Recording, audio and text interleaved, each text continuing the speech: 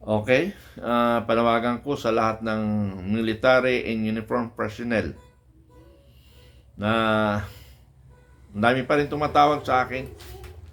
Ang daming patanong, Sir, kailan i-release ang differential? Sir, anong requirements? Ang liwanag ng paliwanag ko sa inyo na hindi lalabas ang differential kung hindi kayo kikilos.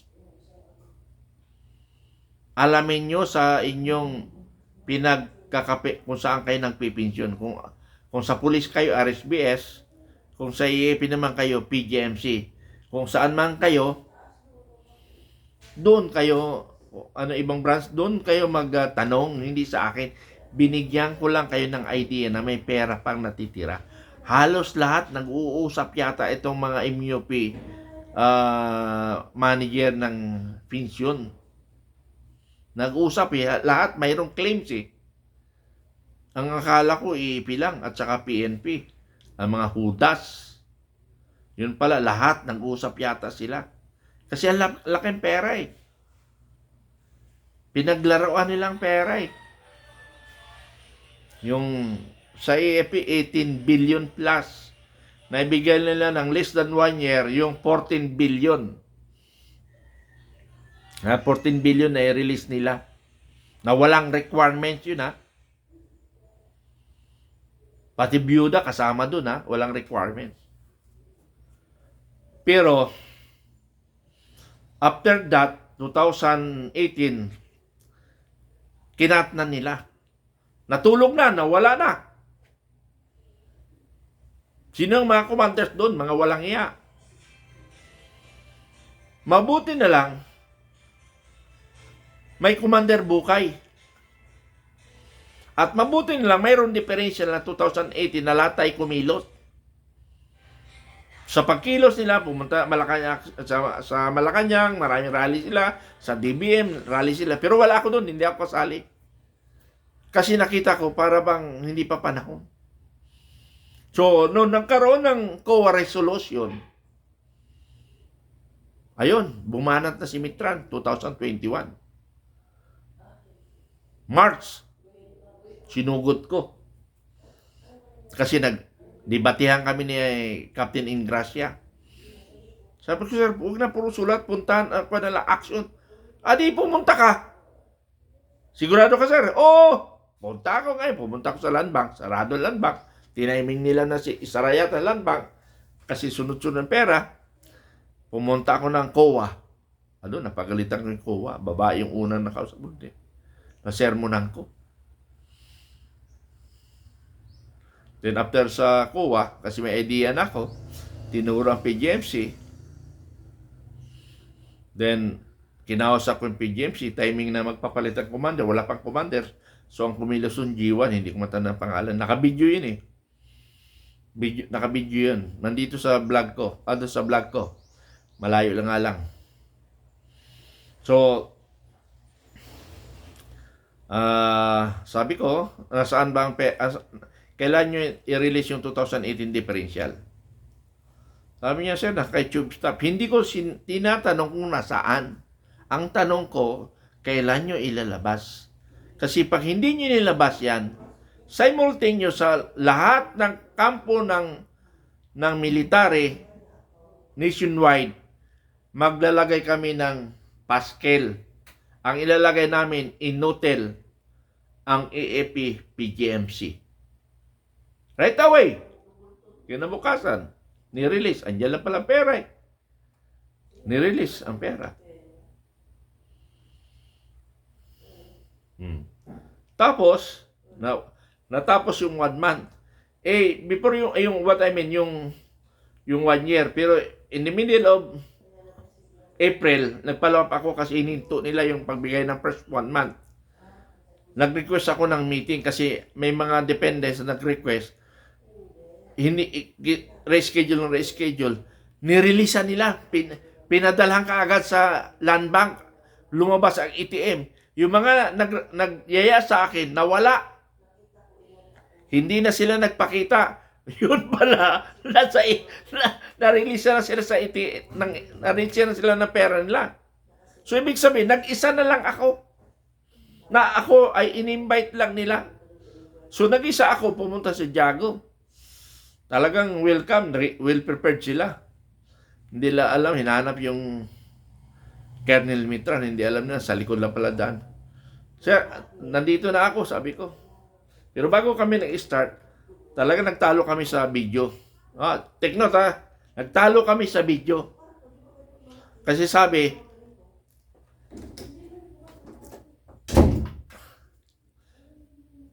sabi, mga kaibigan, na kung po pwede, walang video. Sabi ng dalawang abogado, yung colonel at saka captain, that is violation to the law. Anong law na particular na bawal? That is a public fund. That is also public document. So, will be known by the people, sabi ko. So, take note niyo ha, kung once na verify ako, na tinatakot nyo lang akong bawal mag-video, babalikan ko kayo. So, hindi umimik yung dalawang abogada, kasi babae.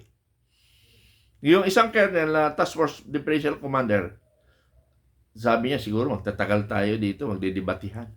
Hindi sir, ganito na, officers and gentlemen na lang, baka pwede. Di pinamigyan ko, officers and gentlemen eh. Pero kung takutin mo ako sa batas, lalaban ako. Kasi hindi naman ako pwede gawin nilang tanga. So, tuloy kami.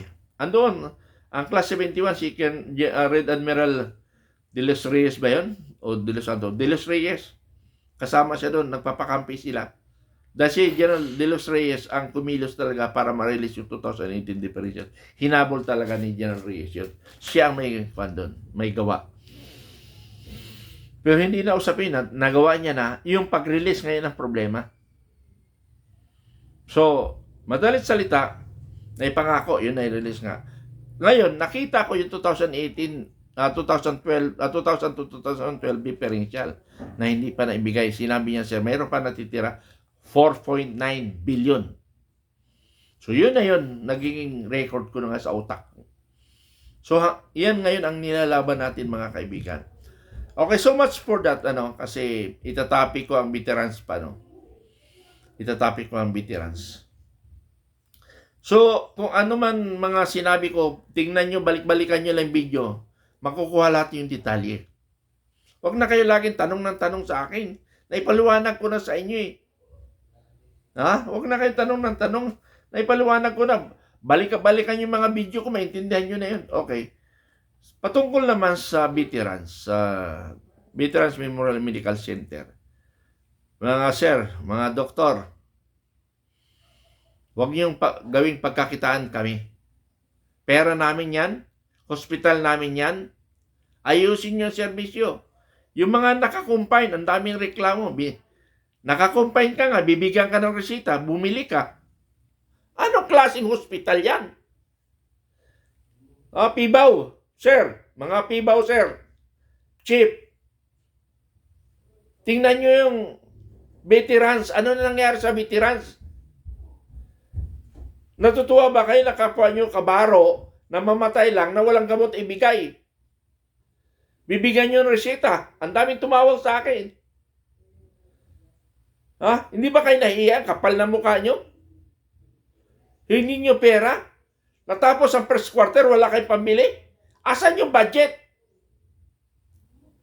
Veterans Memorial Medical Center Director. Yung sound of director ng veterans.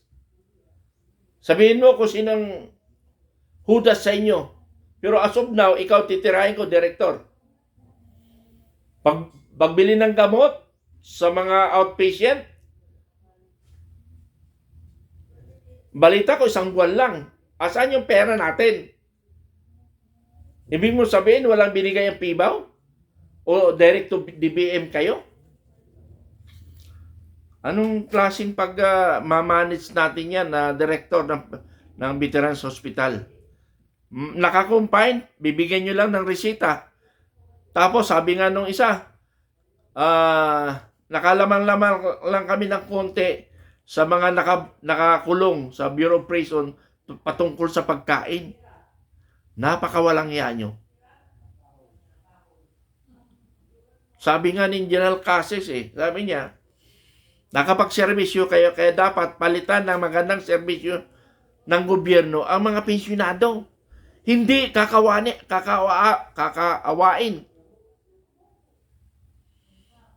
Veterans, take note. Aaraw-arawin ko kayo kung hindi kayo kwan. Anyway, pagdating ko sa Manila, kakausapin ko kayo. Huwag niyo ako taguan. Kasi pag tinaguan niyo ako, lalo akong magngangawa. Nakakaunawa naman ako nakakaunawa ako. Kung hindi sa inyo ang problema, ituro niyo tataas para yung tirahin ko, hindi kayo. Kaya magsalita kayo. Kaya as of now, yung veterans muna titirahin ko. Mga veterano kami, nagsakripisyo kami sa bayan, tapos gagawing kakawain nyo lang?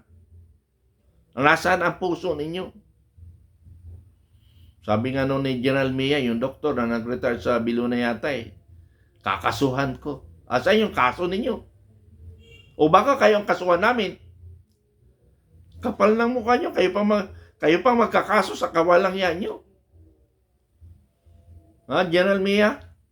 General Mia, sir, kasi senior ka pala sa akin Dr. Mia. Retired na rin kasi pinagkakitaan niya yung pagsiservisyo sa bayan na hindi naman maayos ang serbisyo. Maraming salamat.